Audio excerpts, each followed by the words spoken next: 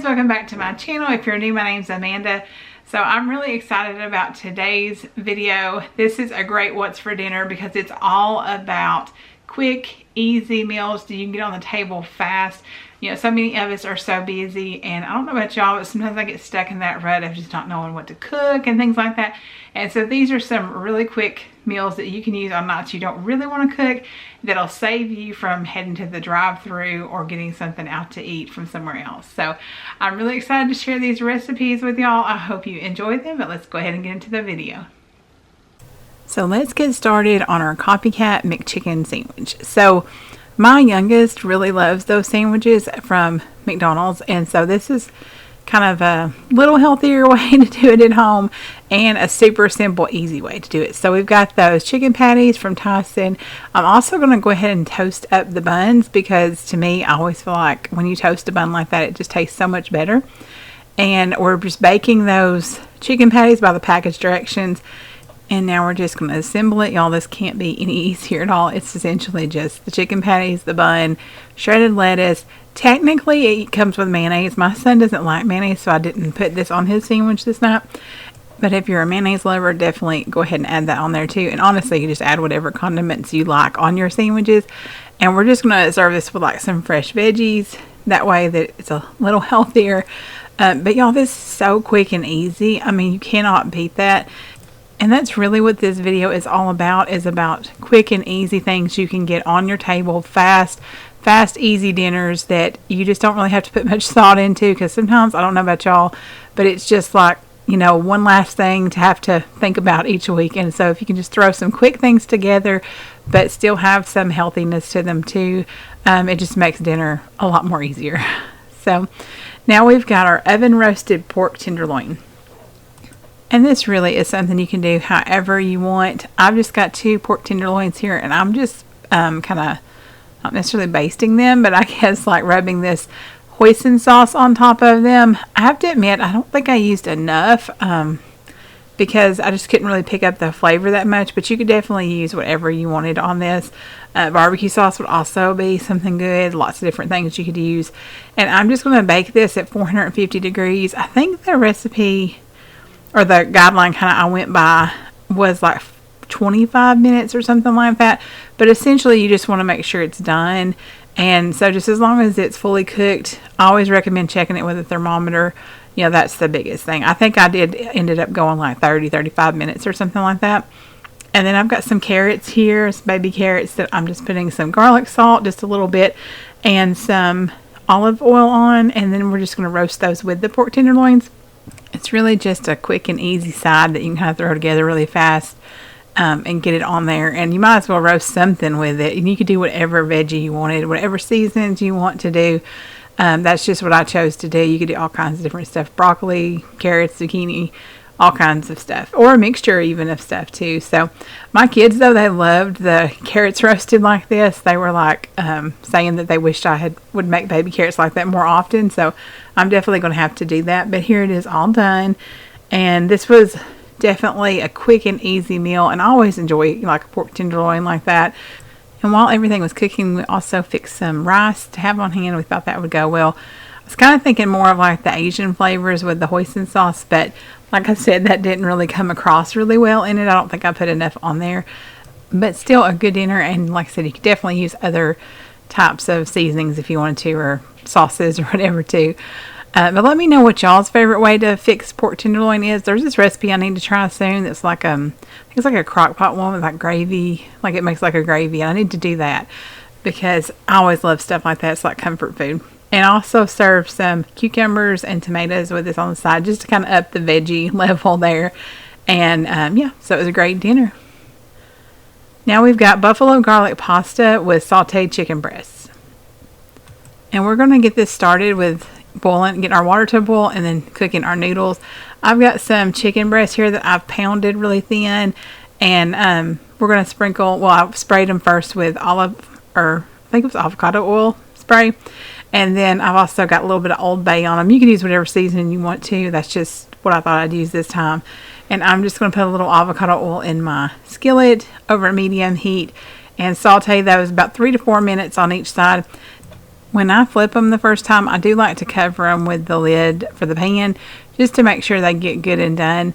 And it's, you know, just one of my things with chicken. I like to make extra certain there. This is a very adaptable recipe of sorts. I don't really feel like it's fully a recipe, but you can do all kinds of stuff with this. Sometimes I've done sauteed onions with this pasta, with the chicken. I've done broccoli. I've also done, I think it was ground chicken one time in it. It's just really like whatever you want to do with this. It's just something super quick and easy. Depends on, you know, what kind of things you want. Sometimes I've even eaten it with like just tomatoes on the side. And lots of things you could do with it. It's really good. My daughter's the one that kind of come up with this. But we buy this buffalo garlic dip. Now, it is kind of pricey, so I'll wait till it goes buy one, get one free at Publix.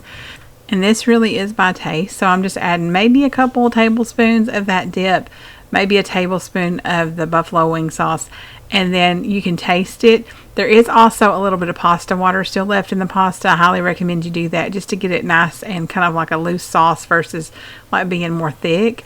And maybe even reserve a little pasta sauce in case you need to add a little more, because you can. It's always a lot easier to add more than to take away. So, but that's it for the pasta. And then I like to sprinkle a little mozzarella cheese on it, and we top it with the chicken and then a little bit of parsley flakes for just a little bit of color.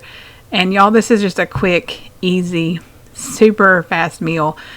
I think we all have those nights where sometimes we just really don't want to cook and we're so tempted to go get food out, but it really can be just as quick and easy to throw something together in the kitchen. If you've got the ingredients on hand, and if you've got just ideas, because I know sometimes it's just hard coming up with ideas because we all tend to make a lot of the same things and things like that, and so it's just fun to try to come up with some new things that are easy meals. And next we have a chicken salad. Y'all, I could eat salad probably more than once a day. Definitely once a day, but probably more than once a day, because salads are like one of my favorite things to eat. I've just got these chicken chunks here that I'm going to cook according to the package directions in the oven. And then I'm going to just get started slicing and dicing up my veggies. And to me, like a salad with a bunch of veggies is like, I just love it. I mean, honestly, like even when I get something like a Subway sandwich or something like that, I always want extra veggies. It's almost like I just want a veggie sandwich, and which is a little bit of meat, And so this really is a chance to use whatever kind of vegetables you want. I'm using cucumbers, red onions, tomatoes. I'm going to also have some hard-boiled eggs that we're going to do because that adds some good flavor to a salad too. I feel like you can just do so many different things. Just really whatever your favorite salad toppings are, that's what's perfect for you to put in your salad. And I don't know about y'all, but I love a big salad topped with like chicken tenders or, like these chicken chunks or even like grilled or baked chicken. It's just such a yummy meal to me. And you can't beat how fast and easy it is, because especially if you buy, like I just buy the bagged salad mix. Now I do like to still soak mine in vinegar water and rinse it because I just feel better about it that way. But, a lot of people I know just eat it, from the bag. And so when you just open that bag, you don't even have to cut the lettuce up. All you have to do is do your veggies here and whatever other toppings you want to add to your salad. And it just makes it such a quick and easy meal. Plus, some of these sides you can actually find prepared at the store. A lot of times they have cut onions or various vegetables like that. So you can definitely take advantage of whatever, like, convenience items you want to use, because sometimes that can be like a time saver for us for sure. But yeah, our chicken's done, and this was like such a good meal. I mean, like I said, I love salad. It's literally one of my favorite things. And I just get this big salad mix at Kroger, and it's actually only like, well, they keep changing the price. That's what's really weird, because sometimes it'll be $2.99 and then sometimes it'll be $3.39. I think that's so weird how it fluctuates so quickly. And it's not a sale. It's like literally, or it didn't show up as a sale. It's like the regular price. So I don't know. It's odd. I just feel like grocery prices have gotten so insane. It's ridiculous. I feel like some things are coming down, like eggs are coming down. So that's good. But it's definitely just wild to me. And so I really try to shop sales, like buy one, get one frees. And, anytime I see good deals, I try to stock up on the things that I know we're going to use a lot of, so that I don't have to pay regular price the next time we need something. So that's just kind of what I try to do to keep an eye on all those things. But let me know down in the comments what y'all do to kind of keep your grocery budget in check too. I'd love to get new ideas and everything. And I'm also going to add this 4-state cheddar. That is like my favorite cheese to put in my salads. Like, I don't know, it's just really good. It's got that thicker cut to it, and so I love it. But I just love, like I said, any kind of salad. It's just so good. And so refreshing when it's so hot outside too. It's not a hot meal. I know the chicken's warm, but like, you know, everything else is cold, and so it's just kind of refreshing. And this ranch is my favorite dressing. I feel like store-bought ranch-wise, this is the best, and so I try to catch these when they're on sale. It's just so good. The Lighthouse brand, I love it so much.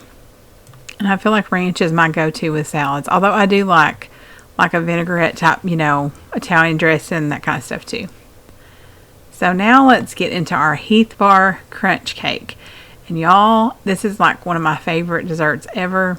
And it's super simple. Eggs, water, oil in the bowl, along with the cake mix, just by the package directions on a German chocolate cake mix.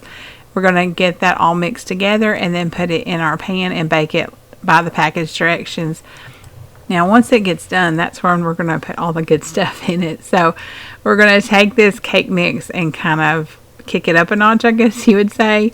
We're going to poke holes all throughout the cake, and after it's done, and you let it cool, but where it's still kind of warm, you don't want it like, you know, room temperature. You want it to still be a little warm. And we're actually going to drizzle over an entire jar of caramel ice cream topping and a can of condensed milk.